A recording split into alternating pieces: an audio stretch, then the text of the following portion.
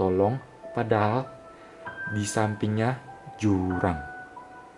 Terus ada lagi suara seperti layaknya pasar gitu. Mitosnya itu adalah pasar setan Gunung Lawu.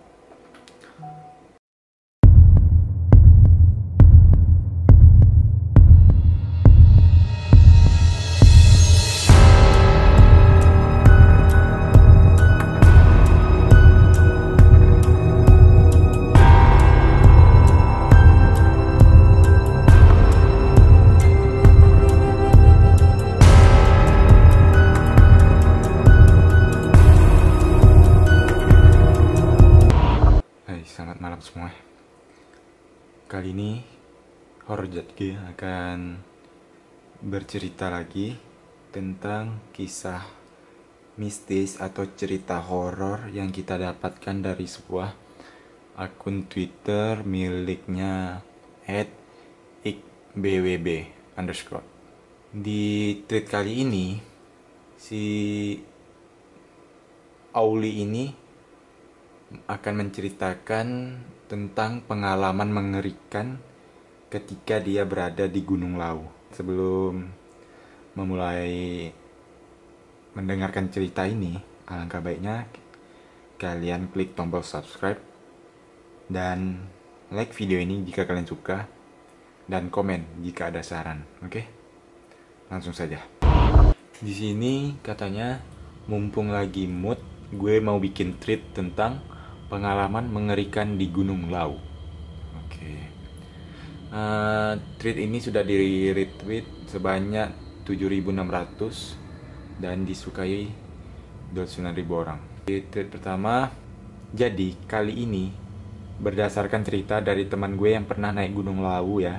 Mungkin agak panjang, jadi stay tune. Oke. Beberapa tahun yang lalu, teman gue cerita pendakiannya, tapi tahunnya dia lupa kapan. Mungkin tahun 2015 katanya. Jadi, waktu itu pendakian dilakukan bersama kelompok PA di SMA dia.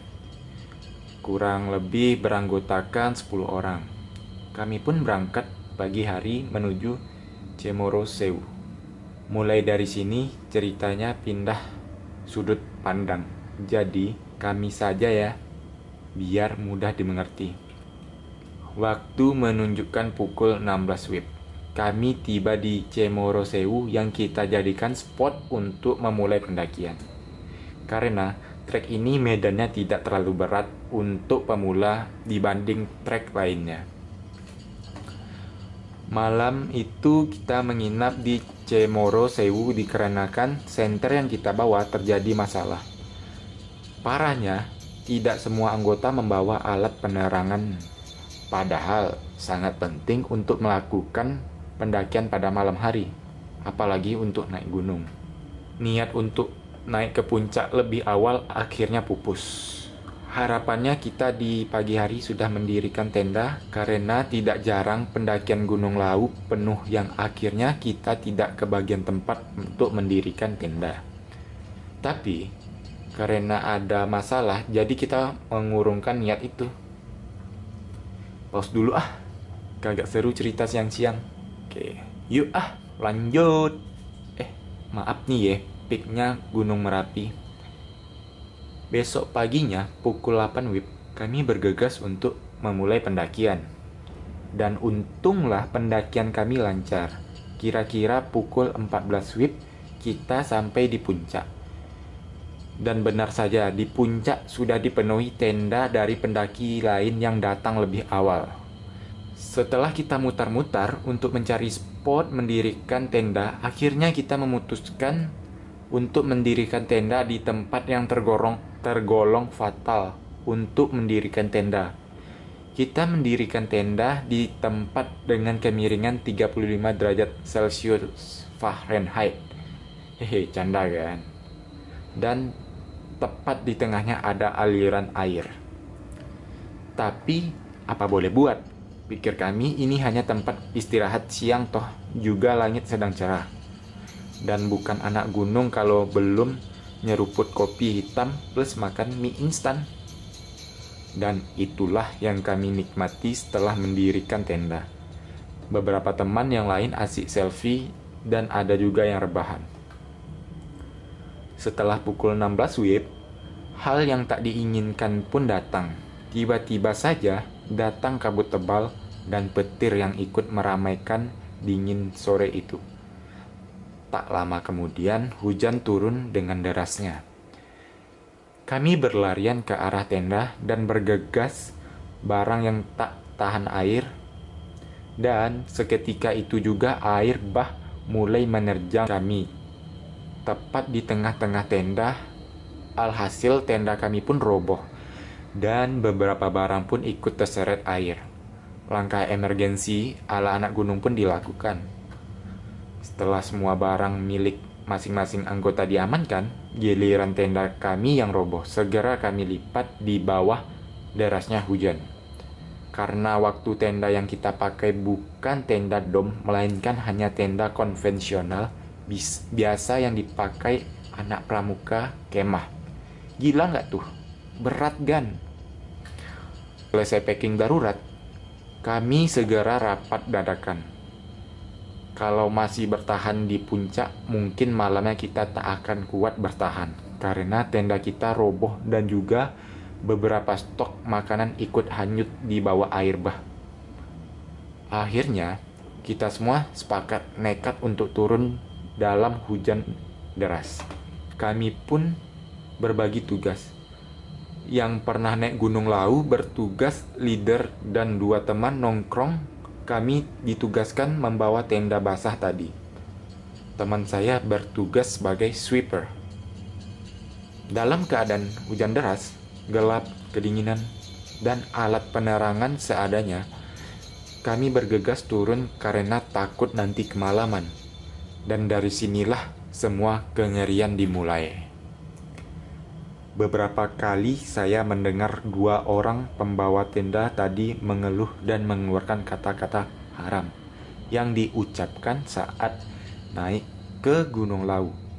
Sebenarnya saya juga kasihan, tapi ketua bilang itu sebagai hukuman buat mereka karena prepare yang seadanya dan berdampak pada semua anggota. Hal aneh pertama kami adalah di malam itu kami melihat deretan lampu senter yang berbaris dan berliku-liku, dan juga terlihat jelas karena hujan sudah mulai reda. Tapi anehnya, tak ada satupun yang berpapasan dengan kami saat itu. Dengan hati tenang, kita pun mencoba berpositif thinking. Kalau pendaki lain mungkin belum sampai di sini, karena kami belum bertemu pos 5. Lama-kelamaan kami merasa aneh dan khawatir, karena jalur yang kami lewati sepertinya bukan jalur Cemoro Sewu. Seringkali kami melewati rute yang tergenang lumpur, layaknya daerah yang belum terjamah manusia. Saya kebetulan membawa senter, dan beberapa kali saya senter arah kanan kiri. Rasanya kami masuk hutan. Saya beberapa kali berteriak, "Leader, perhatikan jalur," dengan harapan leader bisa menemukan jalan sebenarnya. Kembali saya mendengar suara jengkel dari pembawa tenda di depan saya. Meskipun saya tidak bisa melihat mereka karena gelap, tapi saya ingat betul logat dan suara mereka. Berkali-kali sang ketua berteriak meminta pembawa tenda tidak berbicara seenaknya dan sabar dulu. Pengalaman horor pun dimulai saat saya merasa agak jauh dari teman yang lain. Tiba-tiba saja saya disalip seorang pemuda dari belakang yang memakai celana jeans potongan atas dengkul, kaos oblong dan tanpa alat penerangan sekalipun. Saya sempat menyapa, "Mas, rombongan dari mana?" Tanpa jawaban dan tanpa menoleh, pemuda tadi terus berjalan tanpa menghiraukan saya. Pikir saya, waktu itu, paling temannya ada di belakang atau mungkin dia tertinggal. Terus, mengikuti arah leader, saya menyusuri jalan setapak dan berbatu, dan tepat di samping saya adalah jurang yang kedalamannya tidak diketahui karena saat saya mengarahkan senter ke arah jurang terlihat pemandangan yang gelap gulita. Tiba-tiba saya melewati sekelompok orang duduk tepat di atas batu besar yang kurang jelas bentuknya. Karena tanpa penerangan sama sekali, hanya hitam. Kalau tidak salah jumlahnya ada 4 orang. 2 di antaranya duduk di atas batu tepi jurang dengan potongan rambut gondrong. Sedangkan yang lainnya berdiri bersender di batu. Sempat saya mengarahkan senter ke arah sana, tetapi hanya arah batu yang mereka duduki. Dan juga saya melihat penampakan botol bir dan botol mineral yang isinya airnya berwarna kekuningan. Sedangkan di sekitar botol berserakan kulit kacang. Sambil menyapa, saya mencoba bertanya, "Maaf mas, ini jalur Cemorosewu bukan?"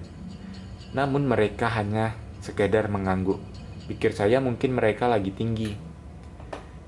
Dan hal paling aneh pun terjadi. Kali ini adalah kami berhenti pada sebuah batu besar yang menempel di dinding. Yang menempel di tebing. Ketua kami bilang dengan hati-hati bahwa ternyata kami sedang dikerjain sama gaib di situ. Karena tanpa sadar ternyata ketua telah memberikan coretan pada batu itu. Dan dia sudah ketiga kalinya mencoret batu itu, artinya kami sudah 3 kali melewati batu besar tadi. Akhirnya kami berkumpul dan berdoa memohon pertolongan. Dan peringatan keras ditujukan kepada pembawa tenda tadi yang mengeluh dan berbicara kata haram yang diucapkan. Selesai berdoa dan ritual meminta maaf, kami melanjutkan perjalanan. Dan betul saja, tidak lama kemudian, kita langsung bertemu dengan pos 5. Segera kami beristirahat, menenangkan diri, dan mengisi perut yang sudah kekeroncongan. Kisaran pukul 3 WIB, kita sampai di Cemorosewu. Setelah sampai di Cemorosewu, belum ada yang bercerita soal kejanggalan yang tadi selama turun gunung. Baru beberapa hari setelah sampai rumah, kita bercerita tentang keanehan yang terjadi. Akhirnya masing-masing bercerita yang mereka rasakan di sana. Ada yang melihat wanita sedang berjalan di depannya. Pas mau manggil teman di belakang, udah hilang wanitanya. Berbeda dengan leader. Dia merasa kalau jalannya itu sama persis dengan jalan yang dilewati tadi pagi. Beberapa kali dikasih tahu kalau jalannya kok berlumpur gini, dia jawab, "Ya kalau mau enak di rumah aja." Dia sebenarnya sudah curiga sejak awal. Dan juga dia beberapa kali mendengar suara aneh dari arah samping. Ada suara minta tolong, padahal di sampingnya jurang. Terus ada lagi suara seperti layaknya pasar gitu. Mitosnya itu adalah pasar setan Gunung Lawu. Tamat. Well, jika kalian akan naik gunung, jagalah pikiran dan perkataan dan juga kebersihan lingkungan gunung. Tidak lupa juga harus menyiapkan mental, fisik, dan perbekalan yang dibawa. Sepertinya ada kekeliruan nih. Jadi, pendakian ini dilakukan di luar kegiatan ekskul sekolah. Tetapi anggota yang ikut mendaki kebanyakan anggota PA.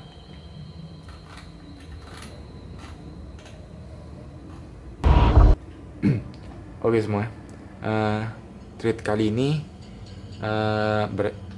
berakhir di sini karena ceritanya sudah habis.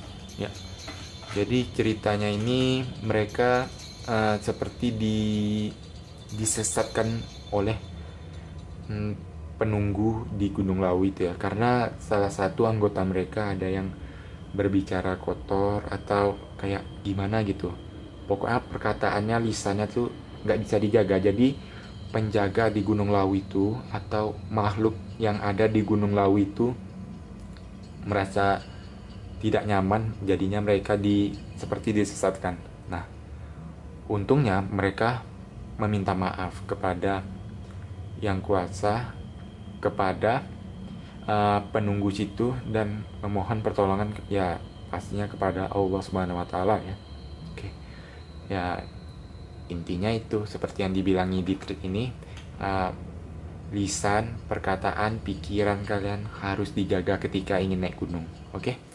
Oke semua, itu saja cerita horor malam ini. Terima kasih telah mendengarkan. Jangan lupa klik tombol subscribe. Assalamualaikum warahmatullahi wabarakatuh.